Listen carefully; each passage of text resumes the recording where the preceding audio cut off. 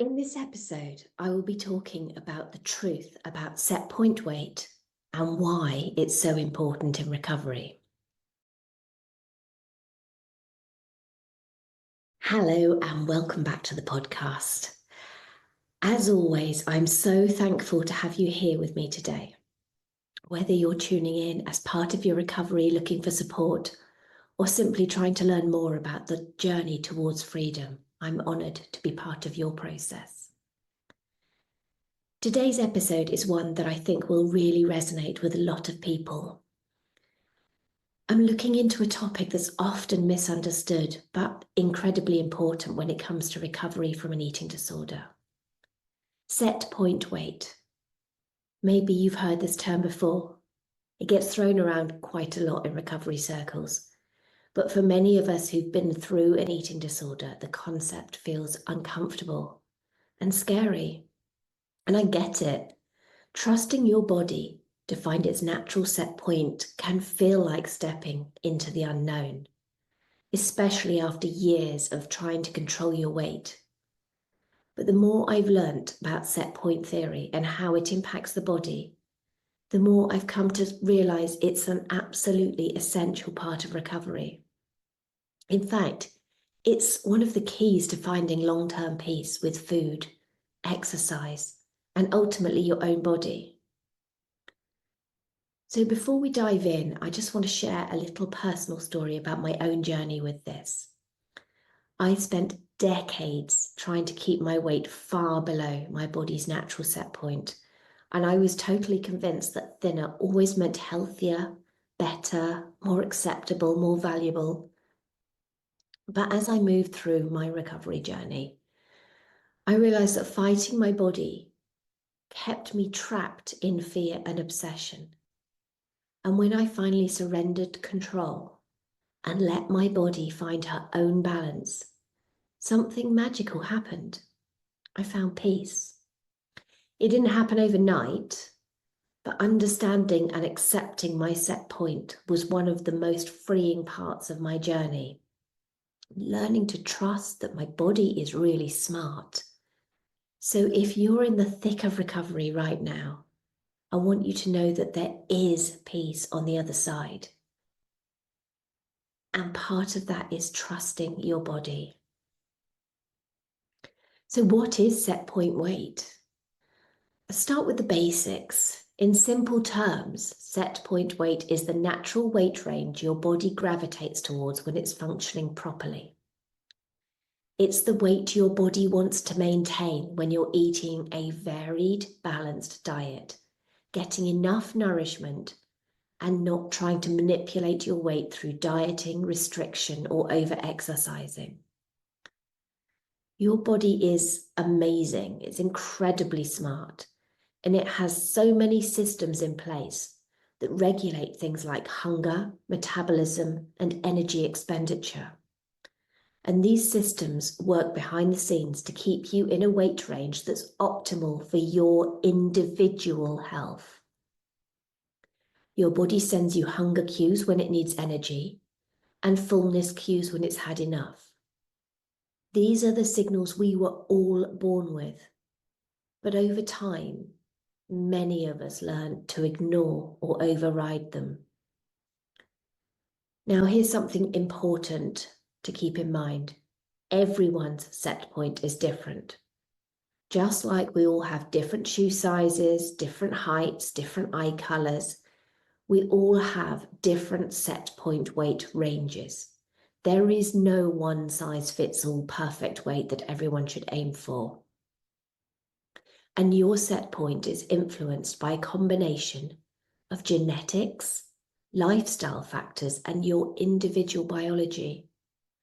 This is why comparing your body to someone else's is not only unhelpful, it's impossible to achieve the same results. What's healthy for one person might not be healthy for another, and that's okay. So here's where it gets really interesting, because your body will work hard to keep you at your set point. If you try to drop your weight below that range, whether through restricting food, over-exercising, following a strict diet, your body will push back. It will start to slow down your metabolism, increase hunger signals, and then start breaking down muscle tissue in an attempt to preserve energy. In short, it goes into survival mode, doing everything it can to get you back to where you're meant to be. And I know this can feel really difficult to hear, especially if you've spent a lot of time trying to control your weight like I did. But the reality is, trying to keep your body below its set point will only lead to a constant battle. But when you allow your body to settle into its natural range, everything becomes easy. Your hunger cues normalize, your metabolism stabilizes, and you're not consumed. Your head's not full of food thoughts, weight thoughts. You actually get space in your mind. So let's talk about how set point weight plays into anorexia recovery. For those of us who've struggled with eating disorders, especially restrictive eating disorders like anorexia, we've likely spent years fighting against our body's natural set point. We've developed disordered behaviors to keep our weight artificially low, even though doing so has caused physical, emotional, and mental distress. One of the most challenging parts of recovery is accepting your body needs to gain weight to heal. And this can feel terrifying. Trust me, I know I've been there. But it's important to understand that weight in recovery, gaining weight is not only normal, it's necessary. When you've been restricting your food intake for a long time, your body has been living in a state of deprivation. It's not just about the number on the scale. It's about repairing all the damage that's been done internally to your organs, your muscles, your hormones, and even your brain. During recovery, your body will often gain weight as part of the healing process. And I say often, I mean, in anorexia recovery, it is essential. It is always. If you've been restricting your weight, you need to gain weight. And this is your body's way of restoring what was lost. It's filling up the energy reserves that's been running on empty for so long. And for most people, this feels scary because they're afraid their weight will spiral out of control. But the truth is, your body is incredibly intelligent. It will gain what it needs to in order to heal. And once it's back to a healthy, functional place, your weight will stabilize at your set point. So this doesn't mean that you will gain weight just to your set point straight away. It means that your body needs to heal and become healthy and functional and work properly, and then your weight will stabilize at your set point. That's a really important thing to realize. And another thing that's really important, and I want you to hear, is your set point is not something you get to choose. It's not something a doctor can tell you. It's not something an eating disorder professional can tell you. And it's definitely not something you can manipulate through willpower or control. Your body knows what it needs, and it will guide you there if you allow it. And in the long term, maintaining a healthy set point weight is the best thing you can do for your physical and mental health. And when I say a healthy set point weight, I mean being at your set point weight is where you will feel the most healthy, not that you can manipulate your body to your set point to be what you consider to be healthy. It's where your body is healthy. It's where you are at your optimal health. And I can hear you thinking now, but what if my set point is higher than I'm comfortable with? And I know that because I thought it. And this fear is so common in recovery. And I want to acknowledge how real and valid it is, because we live in a society that glorifies thinness. So the idea of gaining weight, even if it's necessary, can feel like the ultimate loss of control. But the thing is, your body isn't out to hurt you. Your body's primary primary goal is to keep you alive. And then so when you let go of trying to micromanage your weight, you'll find that your body is far more stable and reliable than you ever thought possible. I just want to shift gears for a moment and talk about why fighting your set point weight is not a long-term solution. First and foremost, trying to force your body below its natural weight range is exhausting, as I'm sure you know, both physically and mentally. I mean, think about it. When you're constantly trying to diet, restrict, or exercise your way to a smaller body, your mind is totally consumed with thoughts of food, calories, and weight. And it's totally draining, isn't it? And trying to control your body leaves very little room for anything else in your life. And here's what's happening on a physiological level. When you keep your body below its set point, your metabolism slows down. Your body becomes more efficient at storing fat because it's preparing for what it perceives as starvation. And it holds on to every calorie, makes it harder to lose weight because it's trying to protect you. Not only that, but hunger signals start to ramp up. Have you noticed the more you restrict food, the more you think about it? Even when you're not having the physical hunger signals anymore because you've ignored them for so long, you get more thoughts about food. And that is a hunger signal. That's your body's way of trying to get you back to your set point. It's saying, hey, I'm hungry, I need energy. And the more you ignore those signals, the louder they get, the more thoughts you have about food. Even if they're negative thoughts, if you're thinking about food, this is a hunger signal. And this is why so many people who try to maintain a weight below their set point end up experiencing binge eating episodes or intense cravings. It's not from a lack of willpower, it's biology. There's also an emotional toll to consider. When your entire life revolves around controlling your weight, you find that it's really hard to enjoy the things that truly matter. You miss out on connection and social gatherings because you're afraid of the food. You avoid activities you love because you're too tired or too anxious about your body. You become stuck in a cycle of obsession. And honestly, it robs you of the ability to fully live. So the bottom line is this: fighting your set point is a losing battle. It's not sustainable. Even if you've done it for years, it only leads to frustration, exhaustion, and in many cases, even more weight gain down the line as your body fights to get back in balance. But when you surrender, when you allow your body to settle into its natural set point, something amazing happens. You stop thinking about food all the time.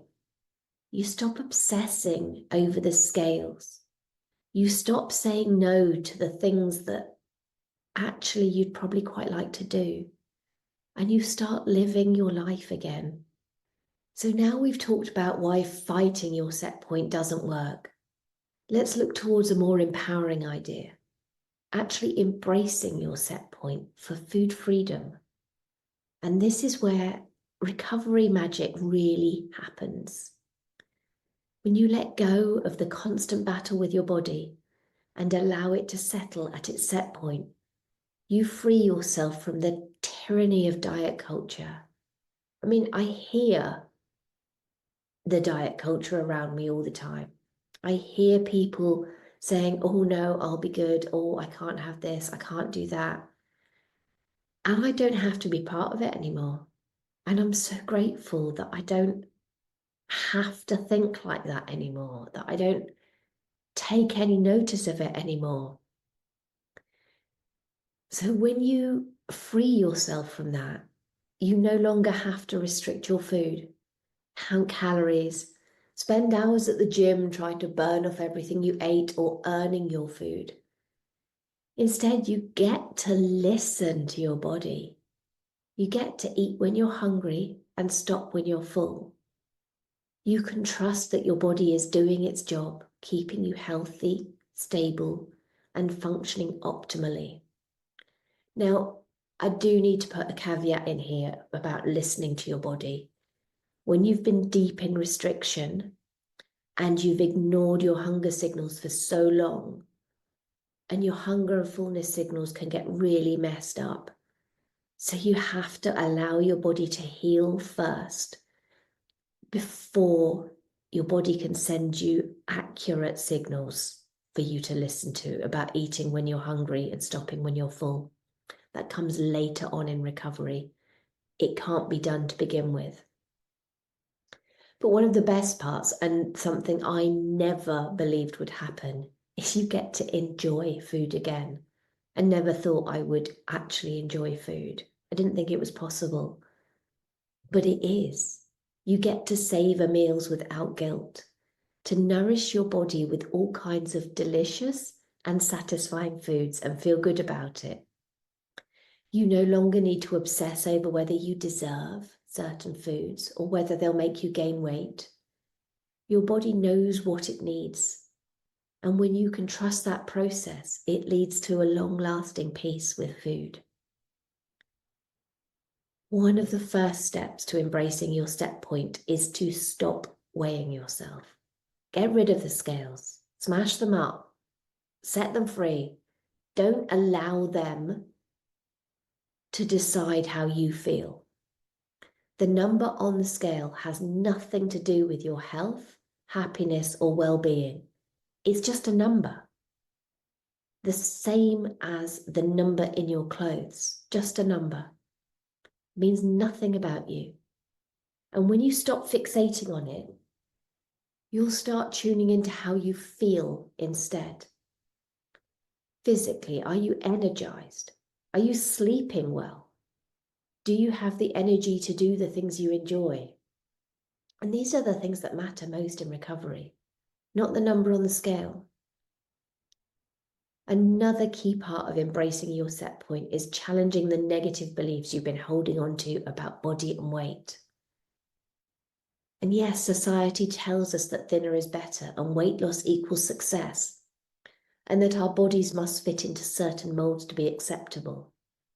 And I believed all of that, but it's simply not true. And I know that now. My body and your body is worthy of love and respect, no matter where it lands on the scale, what size clothes you wear. Your body is designed to take care of you, and you get to trust that it knows what it's doing. I know that for many of us, the idea of weight gain in recovery is one of the most difficult things to navigate. You might be thinking, what if I gain more weight than I'm comfortable with? Or, so common, what if I can't stop gaining once I start? And these are normal fears to have, but I want to remind you that your body is working to restore balance, okay? It's trying to heal from the damage of restriction. So whilst weight gain is part of that process, it's not the whole story. Your body has mechanisms in place to regulate itself. And once it's back in balance, your weight will stabilize.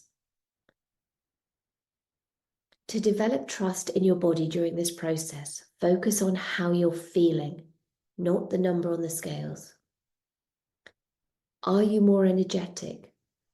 Are you being able to think more clearly? Are your relationships improving because you're not as obsessed with food or weight and you're more able to be present with the people you love? These are signs of recovery. Are you able to laugh and have fun? I certainly could never do that when I was deep in the eating disorder. Everything was just stress and anxiety. And when the negative thoughts about weight gain creep in, because they will, remind yourself that your body is not trying to punish you. It's working towards healing. Trust the process and remember that every step forward, no matter how small, is progress. So I just want to quickly recap everything we've talked about today. Set point weight is your body's natural weight range. the one it gravitates towards when it's well nourished and balanced.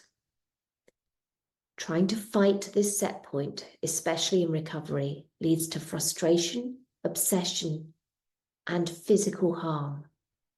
But when you let your body find its natural set point and embrace it, you start to experience food freedom and peace long term. Recovery is hard, I know that. But trust me when I say that allowing your body to reach its set point is literally one of the most freeing and life-changing things you can do. And you deserve to live in a body that is healthy, stable, and free from obsession. You deserve to enjoy food and move without guilt and to feel good in your own skin. Thank you so much for being here with me today. You're not alone on this journey. Your body knows how to heal, and you are so much stronger than you think. So keep trusting the process, and I'll be here for you, cheering you on every step of the way. That's it for today's episode. If you found it helpful, please do share it with someone who might benefit from hearing it. Please also subscribe to the podcast, and please do rate it 5 stars. And I'll be back next week. Until then, I'm sending you so much love. Take care and be kind to yourself.